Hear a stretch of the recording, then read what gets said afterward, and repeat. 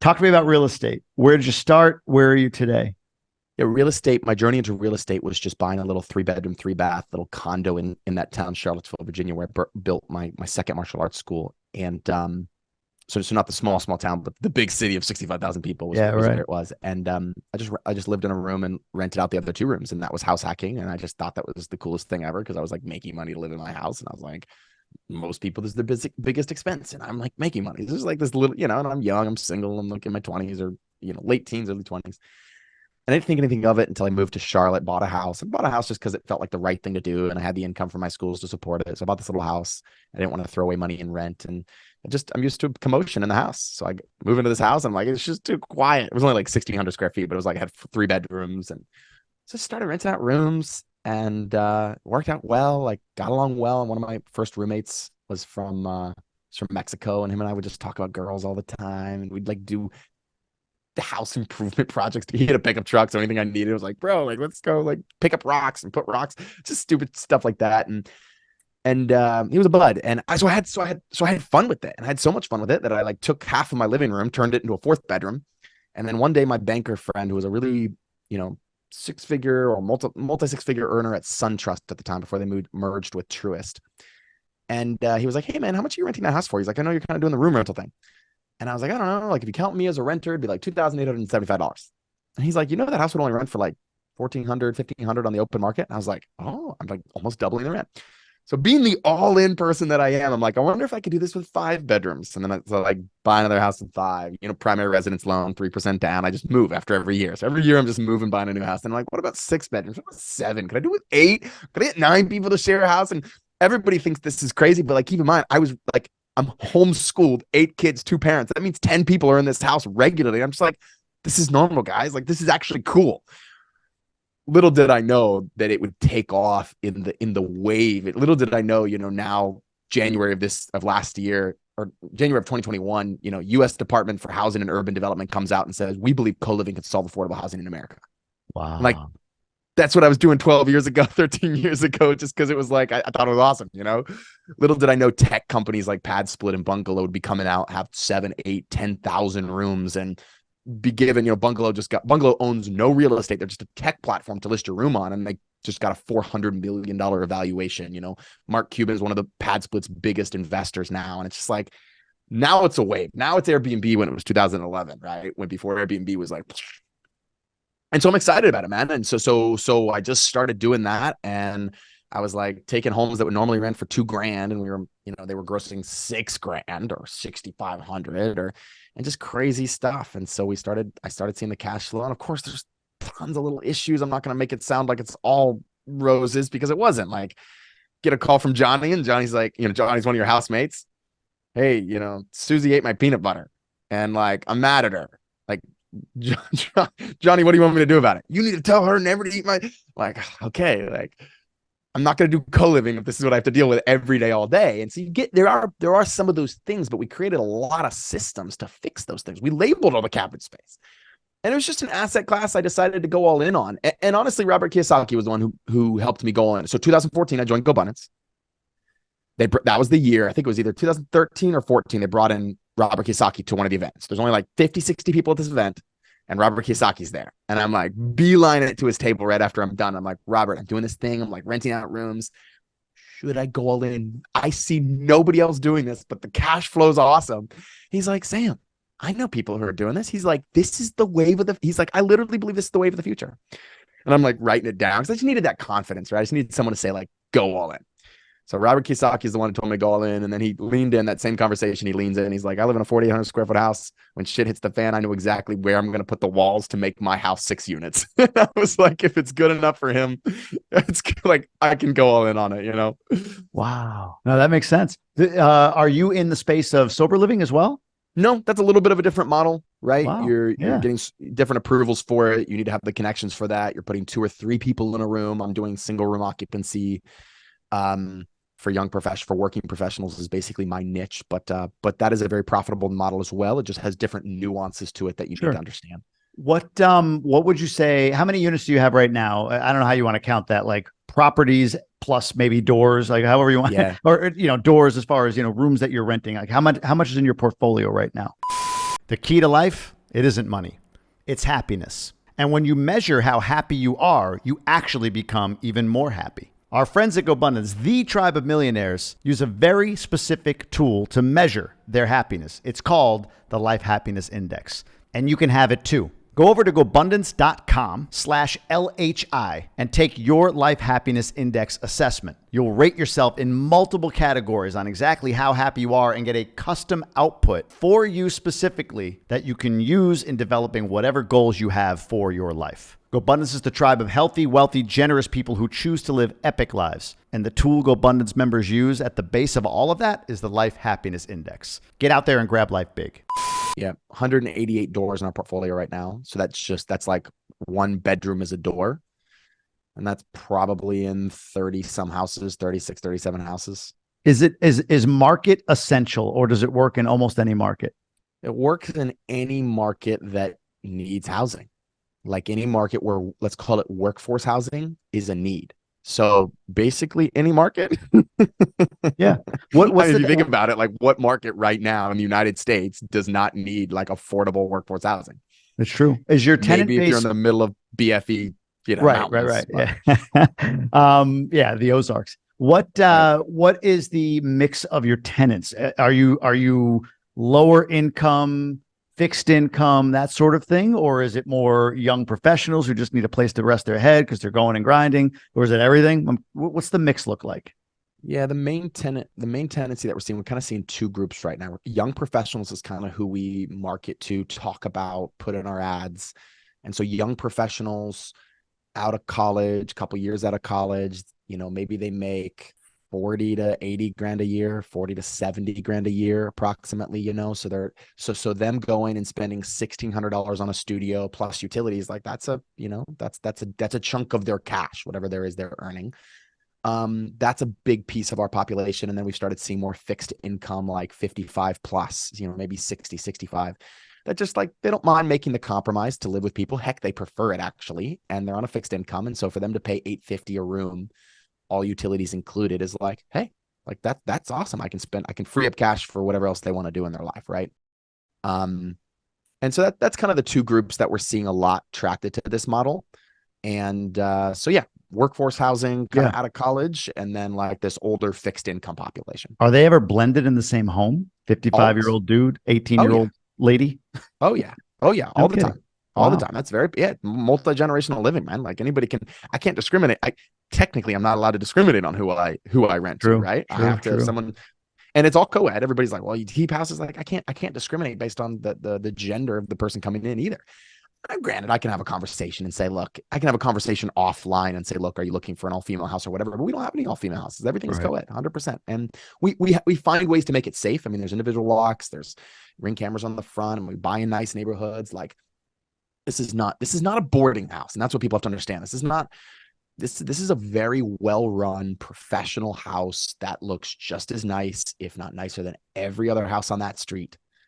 Very well taken care of because it's producing so much cash flow. Like we send in professional cleaners a couple times a month to really make the common areas look amazing. Like they're getting serviced really well. What are 2 or 3 systems that are essential for this to run and scale? Yeah, it's clean. It needs to be clean. It needs to be quiet, and it needs to be safe. Those are the 3 systems. So the way How do you make it clean? Yeah, go for it. Yeah, you send in professional cleaners once or twice a month. You have a checklist. We literally, like in the lease, we tell them, you have to initial this thing where you're agreeing to do this little checklist like once a month. And if they are like, that sounds like chores, then they're like, no problem. It's $50 extra a month. We take care of it for you. So people will opt out of that, right? But that's one way we do it. And then just no personal items in the common space whatsoever. Like we'll send anytime our property managers in there doing a showing, or the cleaners are in there, if they see a personal item, stick it in a box. If it's there the next time, like throw it away kind of thing. Like, hey, like when we walk in, personal items, like you can make your room messy if that's how you want to keep your room with your lock on it. But otherwise, this thing needs to look popping when someone walks into it. So that's how you make it clean. And there's other little systems, but those are some of the main ones. Quiet is just like headphones hours. So 10 o'clock, 11 o'clock on weekends. If you have a TV blaring, like boom, goes to Bluetooth. Wire that shit up and make sure it's not blaring after 11 kind of thing. So that's one thing. No TVs in the common space, believe it or not. We used to like make our Oh, no kidding. like Yeah, because like everybody wants to watch something different. It's like there's like a noise box in your house. Like you don't want that. Um, and then obviously, of course, like how you vet your tenants is so important, making sure they understand what they're getting into and they understand like, hey, we're trying to build a really positive community of great people living together and doing work together. So like you need to be okay with that. So that's what did I say? So it's Quiet, quiet, it's clean. Yeah, we're on quiet. So clean, quiet, and limit the number of overnight guests for quiet is another mm, thing you have to do. You have to limit that in the least. They have to initial that. They have to understand that. Not that we enforce that super heavily, but like if someone complains, you can be like, hey man, it's limited to 5 per month. Like don't make us check the ring camera. Like just limit it to 5 per month. You can't have someone stand over with you every night. That way there's not just this, it keeps it quieter. yeah, And then so safe is the third thing you have to have for this to scale. And safe is like, yeah, ring cameras on the front, keyless entry on the front, keyless entry on every bedroom door. House rules that they initial off, like no weapons allowed on the premises, yeah. and just do a good vetting process. Like do the background check, make sure they don't have any evictions or violent criminal history whatsoever. Like do your job vetting like you would for anything that you'd let people in, but it's a little bit more important because there's shared common space, right? So do a good vetting process. And if you do that, then it makes it for the most part safe. So you got quiet, clean, and safe. If you can do those in a co-living space, you can scale big. We add in the fourth element, that's community. So we'll run events, every quarter or twice a year to bring people together, kind of help people know each other. We'll send pizza to the house once a month. You're spitting off this kind of cash flow. You can do cool stuff like that. We give them a personal development manual. We say, if you work through this manual that teaches you goal setting and finances and meditation, like we'll give you a $200 gift card, like just stuff like that lets people know we care about them and we want them to be in this house to improve their life and not just be somebody that's in the house. I think Not just be the standard for most apartments still is in that $100 to $200 a door a month after you take out capex and some reserves and this, that, and the other. You're it sounds like getting maybe double the rent, but you're including utilities. I'm sure you're including furnishing, TV, all of that good stuff. So from a standpoint of per door, what is the sort of profit margin that you make per door? Is it about the same or is it more or less? Yeah. How we teach our clients is like making sure they get so first of all, I want to clarify the furnishings is only in the common areas. We do not furnish, your room is the new apartment. Like that's the sacrifice people are having to make because of inflation and affordable housing. And by the way, that's like how people in Europe think about it a lot more than we do. Right. And so that's just kind of how we're thinking about it. So you can furnish your room however you want. Somebody can change out the bulbs in their fan to be blue neon. And like, I don't care. Cause that's your apartment. Do whatever you want in there, but I will furnish the common areas, no personal items in the common space. So there's that element of it. So the way that I coach clients is like basically to make sure they're getting the returns that they want is this. I'm looking specifically at what the cash on cash return is of a deal, and the cash on cash return on most co-living deals with like a debt service type loan with 20% down is going to be 15 to 20%. And that's not including appreciation, depreciation, principal pay down, or just the leverage that they have on the property. Right. And that's kind of what we're targeting. As far as what I see an actual house, so much of what a house produces is going to be based on what loan you can get and your personal situation when it comes to that type of stuff. But we'll see one house, like a single family house, produce $2,000 to $3,000 a month in net cash flow after capex, after utilities, after a management fee and things like that. So what does that break down per door? I mean, if you take $2,000 divided by, let's say that home has seven, $300 a door, 7 rooms in it, you're at 300. You're basically at 300 a door. it's incredible. But to take a house, I mean, I think here's the brilliance of it. To take a house that would normally, if I rented this single family house on the open market to a single family, it's going to lose a little bit of money or it's going to make maybe $100. And by the time you take out everything else, like these homes, they're not going to make, these homes on the open market would not make money. And I know this because like sometimes on these loans I get, they'll do rent appraisals and they'll come back and be like, hey man, like this home's only gonna rent for 1985 and like your debt service loan it's gonna be like 22,000, like we're real close. And I'm like, god damn it guys, like this home's gonna make $6,500 a month. Like that's just what's gonna happen, right? There's some ways we've started to talk to lenders, and lenders are starting to look at it more, or I'll sign a lease with my property management company that rents it for $4,000 because they're gonna lease it out for $6,000 or whatever. So there's ways to get around that from a lending standpoint. But that is what it is. Are you good, by the way? We're coming to the top of the hour. Do you have a few minutes to go skip over? Okay. Yeah, me good. I got one after, but I delayed him by 10 minutes. So we'll bring Cool. this home soon. But Yeah, you got it. two quick questions. One is, what about neighbors in these neighborhoods where you're buying these houses? Do you have any pushback on devaluation of the property in the neighborhood or anything like that? I'm just picturing like you've got this neighborhood of, single family homes. I mean, it sounds like maybe bigger single family homes. Then you got this one house with like 9 cars in it and all these people coming in and out all the time. Do you get any pushback from any of your neighbors around you devaluing the neighborhood at all? The truth is no, but I'm going to tell you why the answer can be so directly no. And the other answer to that question is other people doing co-living could not say no to this, but it's because we take it so seriously. Before we'll even buy a house, we're going to ensure it's not HOA. We're also going to ensure that parking is not going to be an issue. Like that's our number one criteria. We walk in, hey, this could be 9 bedrooms. Where could 9 people park? And if we don't have a good answer to that, we won't buy the home. So we're already making sure like this isn't going to like just jam up this whole lot kind of thing, if that makes sense. Yeah. So we also ensure that every home in our neighborhood is just as nice, if not nicer than every home on the street. So when people drive by, if I'm in a B-class neighborhood, my home's going to look B plus, if not A. I mean, I'm going to make sure this thing's popping. Why? Because I just don't want people to ever like have that look on our home. I don't want people, this is not a dilapidated boarding house. This is a nice single family rental. And the crazy thing is, and I know this is hard to believe, I'll drive by these co-living homes for when everybody should be home, 9 o'clock at night, everybody should be home. And there's 2 cars. Yeah. It's like, where the freak is everybody? Or there'll be no cars. Like, I'm serious. Like when you have 8 people sharing a home, like everybody's got a different schedule. John's on a trip. Susie's working second shift. Bobby is like staying over at his significant other's house. Like, it's just weird. Like you'd be surprised. You'd think you'd come by and like everybody's home. It like rarely, if ever, happens. Now, compare that to any of the Airbnbs I have where I get complaints every weekend. Like, dude, it's not even a comparison. Like, it is not even a comparison. No, we rarely, if ever, get complaints from neighbors. Part of that is how we vet the properties. Yeah. Part of that, how we vet the tenants. And we will shut it. We'll evict someone in a heartbeat. If we get a complaint, man, and someone's like, we've had this once or twice before, like in the years that we've been doing this, like, he's shooting up in the basement. Boom, evicted. Like, we take that hardcore. He invited 10 friends over. Boom, you're gone. Here's your 30-day notice. Like your lease has to be tight. You have to be able to evict for a breakage of house rules. And like that's the shit you have to deal with, but it's worth it. And we're getting better at the systems. Like that's my take on it anyway. How do people learn more about this? How do people get into this space? Where do they learn? Where can you direct them? Yeah, every month or 2, I do a 5-day challenge. We're an hour a day for 5 days. I'm actually in the middle of one right now. Like tonight at 8:00, we're on day 4 today. Where it's free. There's some upsells to it, but there's the basic program is free. It's scaleyourrealestate.com, scaleyourrealestate.com, and they can register, get on the waiting list for the next one.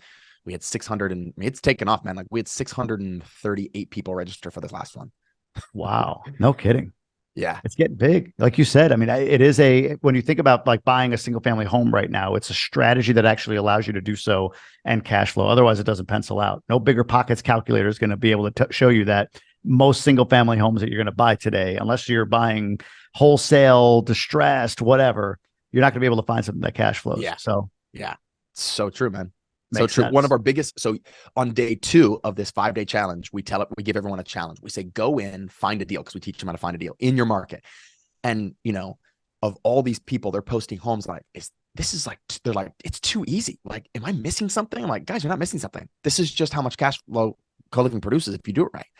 And like, I can't believe all these deals that are penciling out that normally would lose money. And it's just like, that's the overwhelming reaction we get when we tell people, when we teach them how to do it and then say, go shop for deals. It's crazy. I love it. And we're talking like San Francisco, Phoenix, Arizona. I mean, like some expensive markets. People are like, this deal would work. This deal would work. Thanks for tuning in. If you want to hear this entire episode, the audio links are down below. But if you want to see another episode that we think you would enjoy on this channel, click right here.